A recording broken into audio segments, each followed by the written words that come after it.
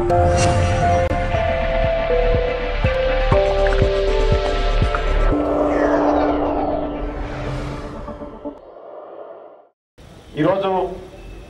చాలా దురదృష్టకరము.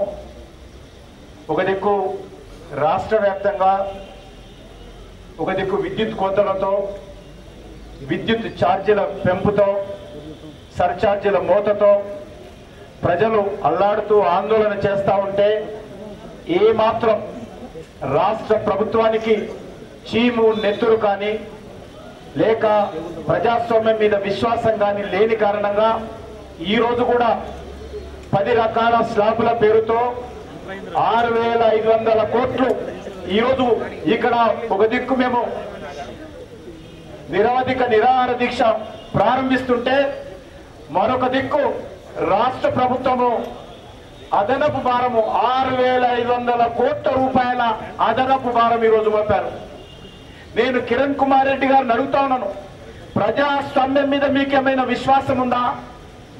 ప్రజాస్వామ్యం మీద విశ్వాసం ఉంటే, ప్రజల మీద ఏమాత్రమైన సంక్షేమ భావన మీకుంటే ఈ రకంగా పెంచిన ధరలు తగ్గాలని, సర్ఛార్జీలు ఎత్తివేయాలని ఓ దిక్కు ప్రజలు ఆందోళన చేస్తూ ఉంటే, రాజకీయ పార్టీలు ఉద్యమ బాట పడతా ఉంటే, రైతులు ఇబ్బంది పడతా ఉంటే, పేద ప్రజలు మహిళలు మరి కరెంటు బిల్లు కట్టలేక కుటుంబాన్ని పోషించుకోలేక అల్లాడుతూ ఉంటే ఈరోజు కిరణ్ కుమార్ రెడ్డి గారు ఏ ప్రాతిపాదికన ఈరోజు ఈ సర్ఛార్జీలు పెంచారో, ఈరోజు 10 రకాల స్లాబ్లతో 6,500 కోట్లు ఈరోజు ఇప్పుడు ఆర్డర్ ఇచ్చారు గంట క్రితం. ఇంత దుర్మార్గమైనటువంటి ప్రభుత్వము మనము గతంలో ఎప్పుడు చూడలేదు. ఈరోజు సగటున ఆంధ్రప్రదేశ్ లో ఈ యొక్క విద్యుత్ ఛార్జీల పేరుతో గాని, సర్ఛార్జీల పేరుతో గాని 33,000 కోట్ల రూపాయలు ఈ ప్రభుత్వము అదనపు భారం పంపడం జరిగింది. ఈరోజు కిరణ్ కుమార్ రెడ్డి గారు అర్థం చేసుకోవాల్సినటువంటి అవసరం ఉంది. మన రాష్ట్రంలో విద్యుత్ సంబంధించినటువంటి మరి అనేక రకాల ఉత్పత్తి కేంద్రాలు మూతపడాల్సినటువంటి పరిస్థితి వచ్చింది. ఈ మూత పడడానికి పూర్తిగా కాంగ్రెస్ పార్టీకి చెందినటువంటి రాష్ట్ర కేంద్ర ప్రభుత్వాల వైఫల్యం కారణంగానే ఈరోజు విద్యుత్ ఉత్పత్తి కేంద్రాలను కూడా మూసేయాల్సినటువంటి పరిస్థితి వచ్చింది. దాని కారణంగా ఈరోజు గ్రామీణ ప్రాంతాలలో లక్షలాది ఎకరాల భూమి విద్యుత్ లేని కారణంగా బోర్ల నుంచి నీరు తోడలేక ఈరోజు పంటలు ఎండిపోతా ఉన్నాయి.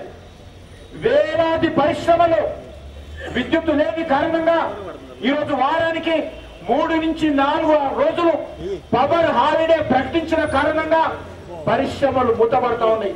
పరిశ్రమలు మూతపడిన కారణంగా లక్షలాది మంది కార్మికులు ఈరోజు రోడ్డున పడ్డారు. ఈ రకమైనటువంటి పరిస్థితి ఈరోజు గ్రామీణ ప్రాంతాలలో కానీ, పట్టణ ప్రాంతాలలో కానీ, మురికి వాడల్లో కానీ, మధ్యతరగతి ప్రజలు కానీ, ఉద్యోగస్తులు కానీ పెరిగిన ఛార్జీలు కట్టలేనటువంటి పరిస్థితిలో ఉన్నారు. ఈరోజు ఫ్యాన్ వేసుకోవాలంటే 10 సార్లు ప్రజలు ఆలోచన చేస్తున్నారు. ఇంట్లో లైట్ వేసుకోవాలంటే ప్రజలు 10 సార్లు ఆలోచన చేయాల్సినటువంటి పరిస్థితి. ఈరోజు పరిశ్రమ నడుపుకోవాలంటే అదనపు విద్యుత్ ఉపయోగించాలని కేసులు పెడతారన్నటువంటి భయం ఈరోజు దేశంలో ఎక్కడ లేదు.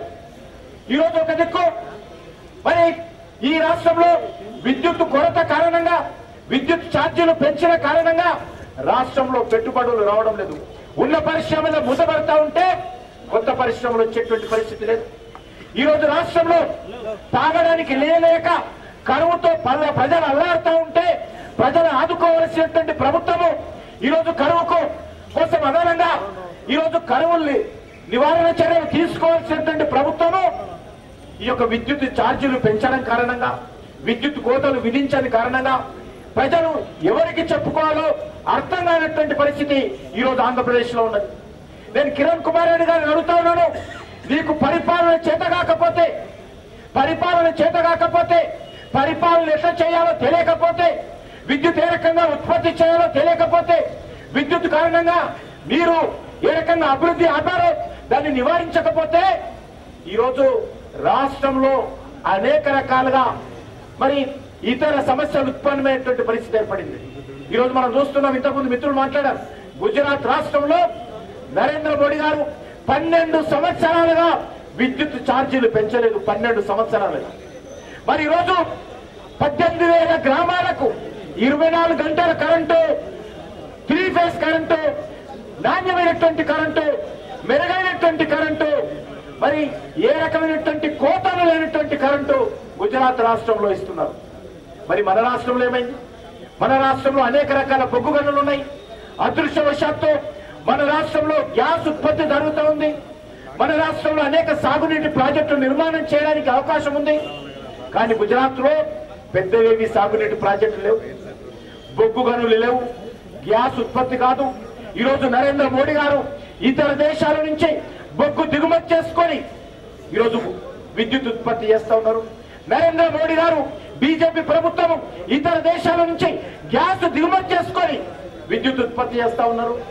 మరి ఆ రకంగా గుజరాత్ రాష్ట్రంలో ఇతర దేశాల నుంచి బొగ్గు, ఇతర దేశాల నుంచి గ్యాస్ దిగుమతి చేసుకొని విద్యుత్ ఉత్పత్తి చేస్తూ మిగులు విద్యుత్తుగా ఈరోజు దేశంలో ఒక ఆదర్శమైనటువంటి పరిపాలన నరేంద్ర మోడీ గారు బీజేపీ ప్రభుత్వం చేస్తా ఉంటే కిరణ్ కుమార్ రెడ్డి గారికి ఎందుకు అర్థం కావడం లేదు? నాకు అర్థం కావడం లేదు.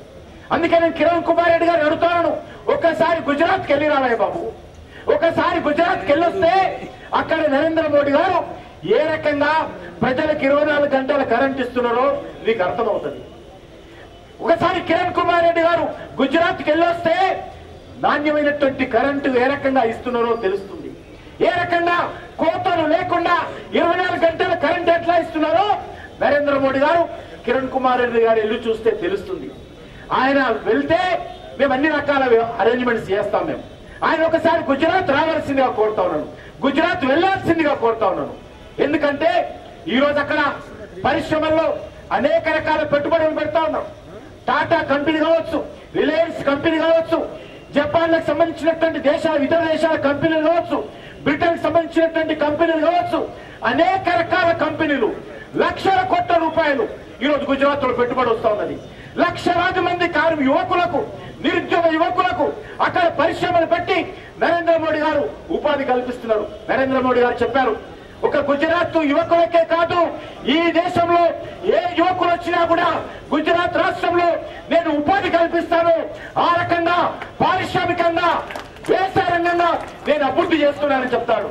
కానీ ఈరోజు పెద్దలు దత్తాత్రేయ గారు చెప్పినట్టు మన రాష్ట్రంలో బొగ్గు గనులు ఉన్నాయి, మన రాష్ట్రంలో గ్యాస్ నిక్షేపాలు ఉన్నాయి, మన రాష్ట్రంలో పెద్ద పెద్ద సాగునీటి ప్రాజెక్టులు ఈరోజు ఉన్నాయి.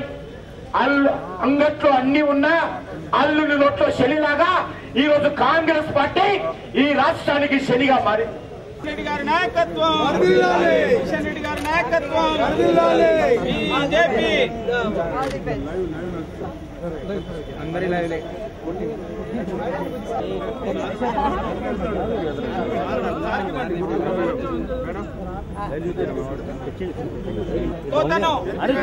Bharatiya Janata party, Bharatiya Janata party.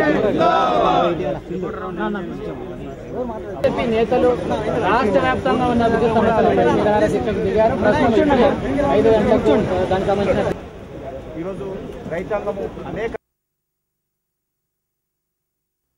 పెంచిన విద్యుత్ ఛార్జీలను, విద్యుత్ కోతలను విద్యుత్ కోతలను విద్యుత్ కోతలను విద్యుత్ కోతలను విద్యుత్ కోతలను చేతగాని కాంగ్రెస్ పార్టీ ప్రభుత్వం గుజరాత్ లాగా ఆంధ్రలో విద్యుత్ సరఫరా చేయాలి.